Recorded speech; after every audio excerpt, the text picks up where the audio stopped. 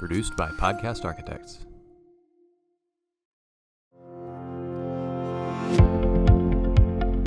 Welcome back to another episode of The Path Forward here at TASA Midwinter in Austin, Texas. I'm your host, Dr. Rick Fernandez. We have a special guest joining us, friend of the program, Sealy Tiger, Superintendent, Sealy ISD, Dr. Bryan Hallmark. Thank you for joining us. Thank you for having me, Rick. Well, we've braved the weather, the icy roads. We're here. We're at a great conference. I got to ask you, from an attendee perspective, were there any sessions that really sparked your interest? I think there were several. I think, it's a legislative year. So, Yes, it is. so anything regarding legislative updates, you're kind of like, Yeah. okay, we got to figure this thing out and where we're going. But then went to a session on the teacher incentive allotment that Kerrville ISD did. Okay. And they've got some good things going on down there. And that's it's one of those pieces where there's a lot of unknowns about doing the teacher incentive allotment, Right. how that impacts culture and those type things. But then it's also like what an awesome opportunity to award someone who is a phenomenal teacher. Absolutely. So speaking of the teacher incentive allotment, I've had colleagues go through that process. I've investigated that process. There's got to be a balance there, right? Because obviously you want to reward, but you also have to think about the snowball effect. And I know you are already doing some great things to figure out, how to maintain that pipeline of teachers. I know you work with Hartwell University. What other leadership sessions really spark your interest? I know the priorities, but also just from your own personal learning. I think one of the things, for me personally, some of the best learning I get is talking with colleagues from around the state. Yeah. And it's not always from a session, because there are lots of people that are having unique challenges in their district. And although your district's unique and, things that go on in your community are very much about they only happen in your community, but there are lots of similarities too. And it's just Absolutely. great to be able to pique someone's, pick their brain, figure out, maybe how they've navigated an issue that you see that's coming in your district and those type things. And that's always fun. And then we had, I thought Brene Brown yesterday was great. Yeah, she's unbelievable. Great keynote. Yeah. That's, How do you top that, right? Right. No, she's outstanding. Let's go back to the district level. Sealy ISD, what's going on in Sealy? So we are, we're in the middle of doing a lot of work in the area of teaching and learning. We went through a strategic planning process. Okay. Started it this time last year, just finished in the fall. Yep. And it was great, great process. We had conversations with about 400 staff and community Wow. members. And from there kind of set a direction for the district. Like, what is our picture of success? What do we want to be 5 to 7 years down the road? And it's very refreshing when the community wants Yep. something great for their kids. Absolutely. And they're willing to support us in doing it. And so it's, from that process, it's like, okay, we have a direction. Now it's like, okay, well, what are the targets and goals to get us there? And then what's the evidence that works? Right. Yeah, we got to execute the plan. Is there any nugget that came out of there that you were like, I've never considered that. That's interesting. That's a great perspective from either the community or the staff. I think one of the things that stood out to me was just that, like, and I don't think it's isolated to Sealy, but because of all of the social media platforms, Right. Technology, instant access to whatever, Amazon. Yeah. I mean, you could literally never leave your house, That's right? true. You get groceries, everything. Everything. And so just that, like, let's get back to that sense of community. Mm-hmm. And, when the school is the focal point of that. And so that was a really resounding message from our community. Like, let's figure out a way to get back to that. You know what? That's great that you're hearing that, because oftentimes, your communities, everybody's got a little bit of a different priority, right? And obviously they're worried about their kids, or they're worried about their interest within the school district.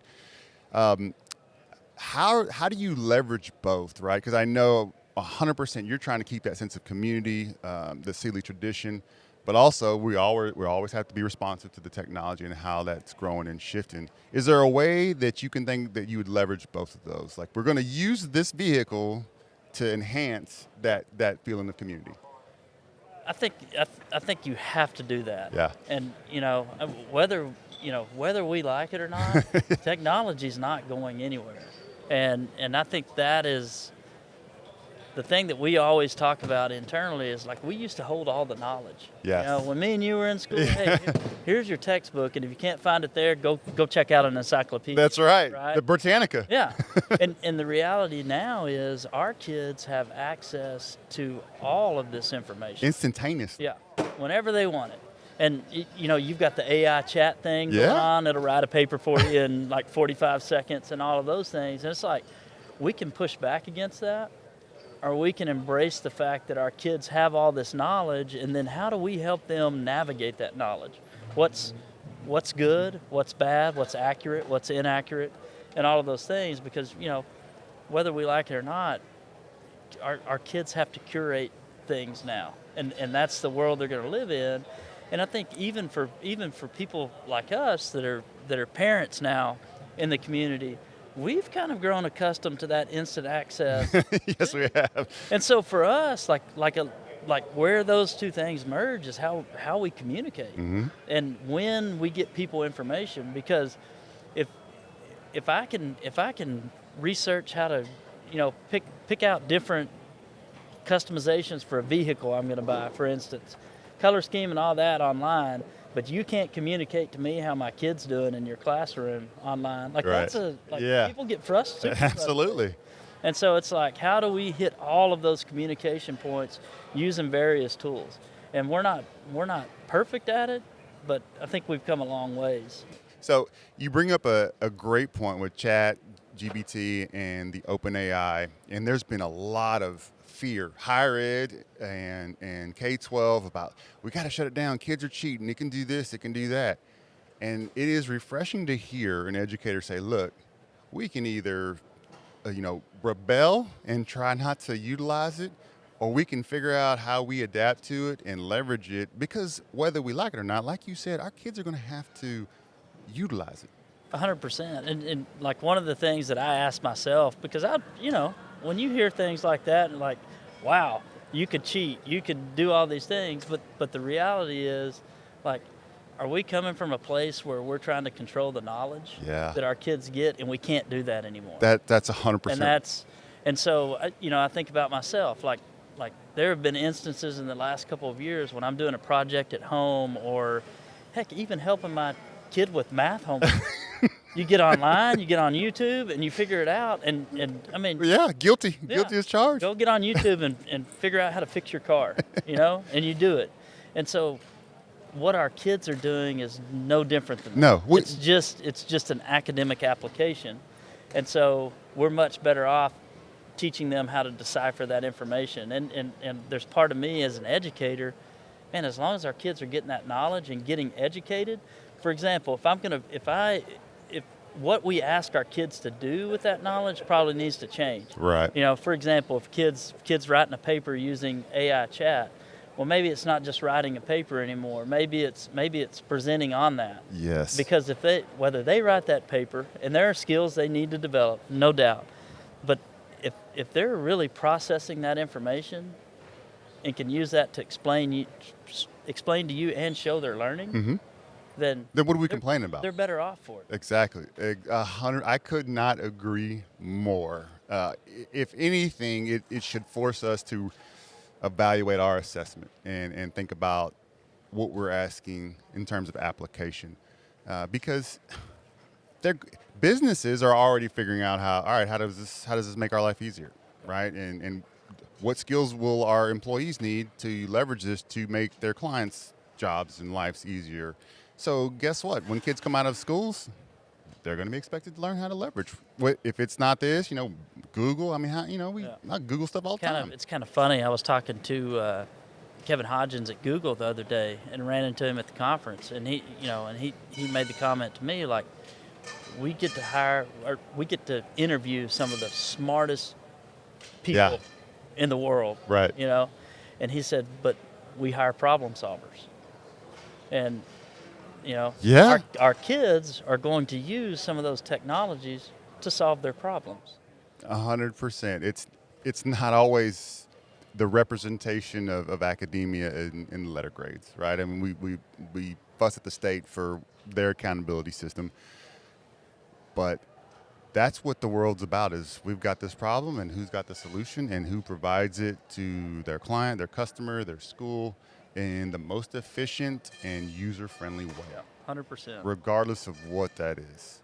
Now the question is, because I love that, and I'm glad, selfishly, I'm glad that we're very much aligned on that. How do we reduce the fear of our teachers that are, and rightfully, I mean, I get it, right? We've had this process, and now all of that work and all of that training could be navigated very easily, and I may not know what a kid understands about the content. How do we remove that fear from our teachers and even our administrators at times? I think that is, I think that's $1 million question. Yeah. But I think a lot of it goes to communication, being really clear what we want our kids to leave us with. Sure. And trying to find that balance of, for example, if I'm asking you to write a research paper or compare and contrast something, Right. and a computer AI can spit that out in 45 seconds, but I still need you to be able to organize your thoughts, to do some of those things. And so what we ask kids to do and show mastery of that probably needs to look a little different, and we may not be able to rely, if we want our kids to acquire those skills, we may not be able to rely on the same types of assignments that we've asked them to do forever.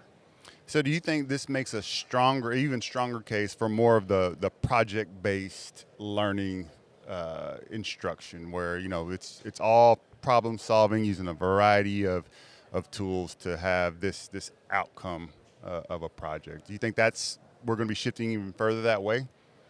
I think there's going to be a big push for that, and if you look at what kids want, like we talk about engagement in our district, and we use a lot of the philosophical work of Phil Schlechte on that. But when we talk about, like, you talk about engagement, and when I was a teacher, and sadly when I was a young administrator, I thought engagement was, you're giving me your time and attention. Right. And it's so much deeper than that, because there's the committed and persistent piece.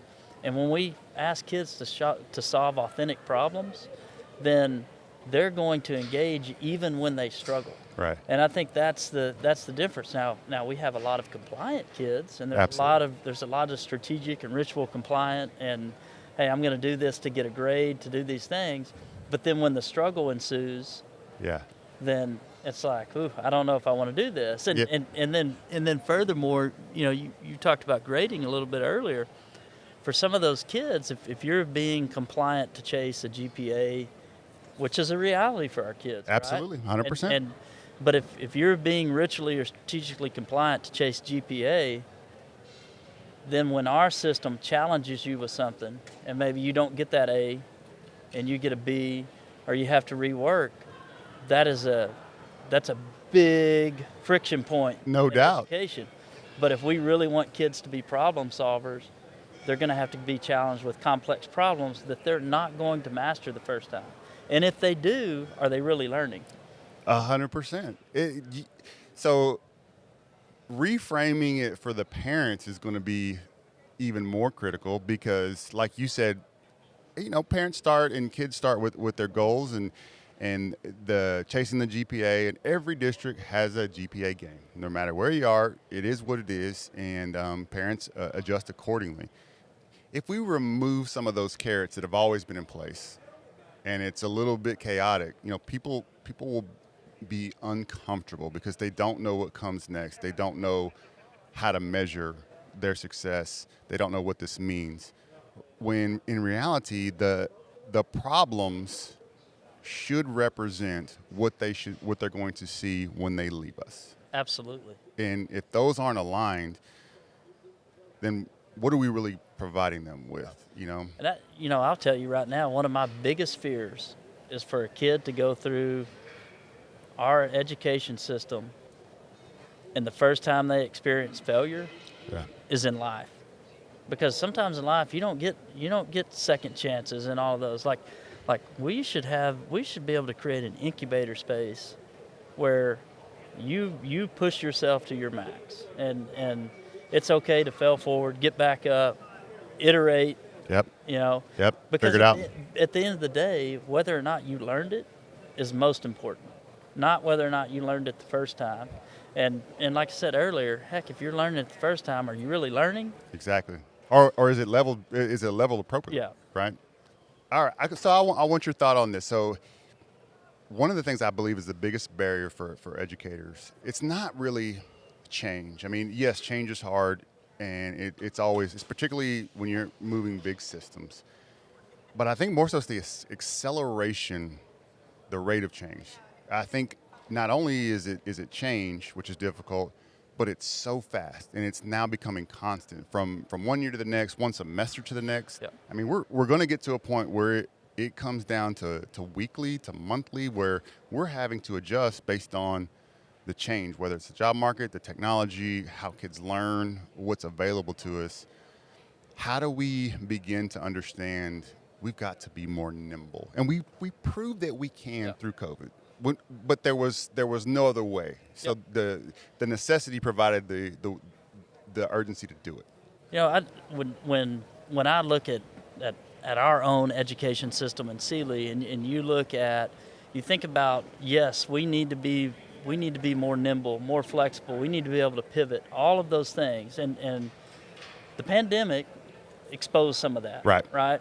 But then you also brought up technology and market changes and all that. Like, the world is spinning much faster now. Yes. when it comes to those things. And so, but when I look at our system, it's like, okay, how do we support our educators in doing that? Because it's not that they don't want to change, and that if you ask any teacher out there, they would do anything for our kids to be successful. Right.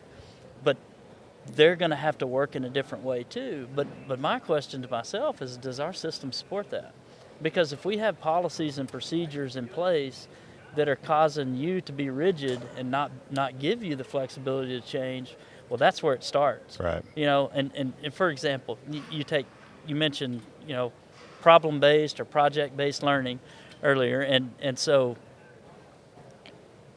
teachers aren't going to do that kind of learning in their classroom if I'm telling them, hey, you got to have 12 grades, and every 6 weeks, 4 of them need to be major grades, and 8 of them need to be daily grades, and all of those things. Yep. Like, that's just an example of how our system perpetuates that that ability where you can't be flexible. How much of it is because it's what we experienced as school students? And I bring up the example of career in tech, right?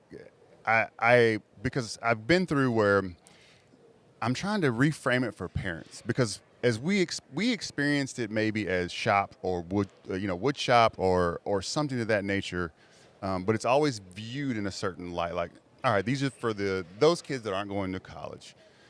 But I think it's because of the way we've experienced it when we were in school. So that's what we think it still is, as opposed to what it really is, which is high wage, high skilled career accreditation and industry certification.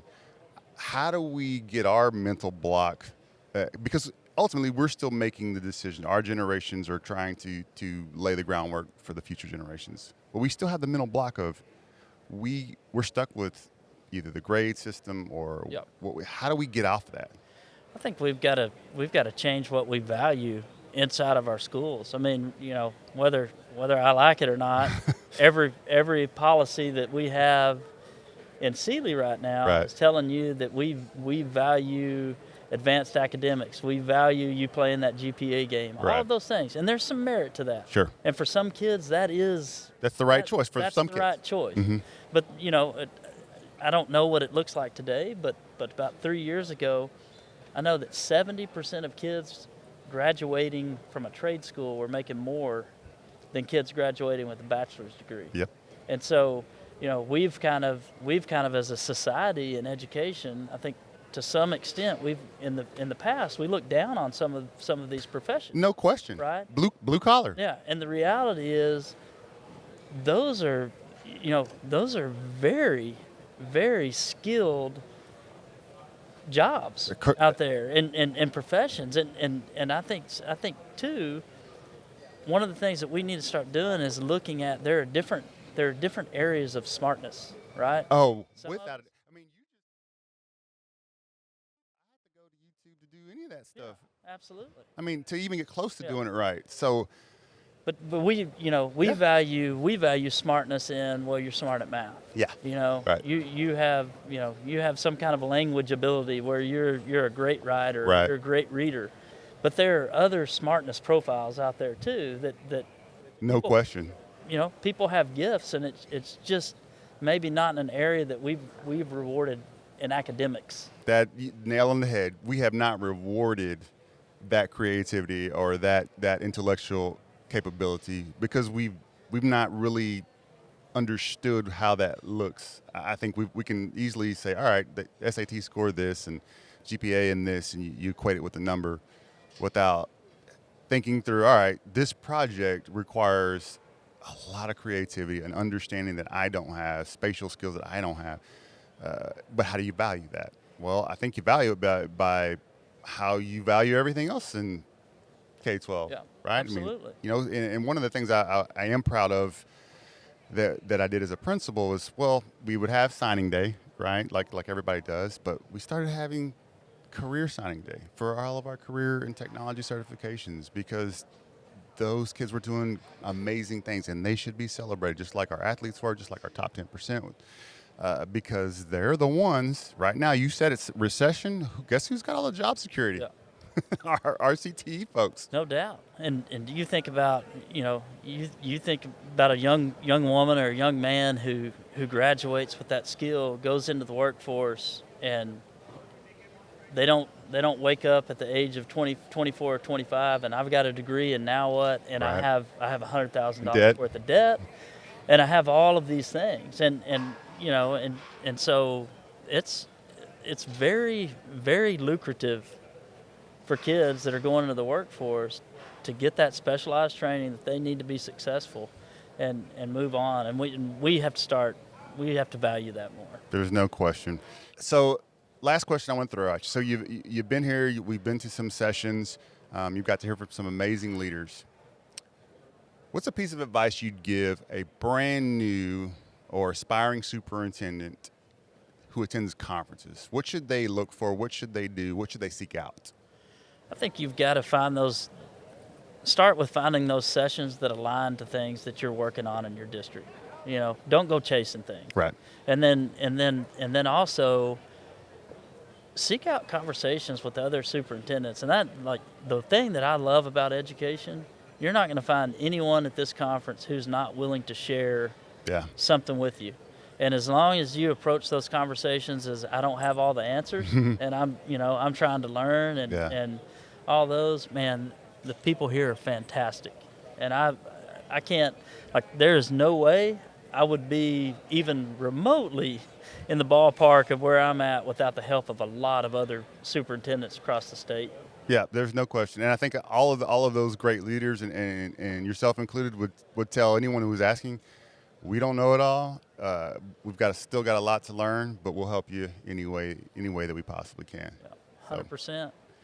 Well, to all our viewers, our listeners, please subscribe, hit the like button, put in some comments down there. And Dr. Hallmark, man, I wish we had more time because I was really enjoying our conversation. And to hear you talk about how we need to shift, I think you are dead on. And like you said, the $1 million question is, how do we get everybody on board and understand our need to lean into some of these things and think about how we're assessing, how we're helping kids. So thank you, sir. It was great. Thank you. Sealy Tigers.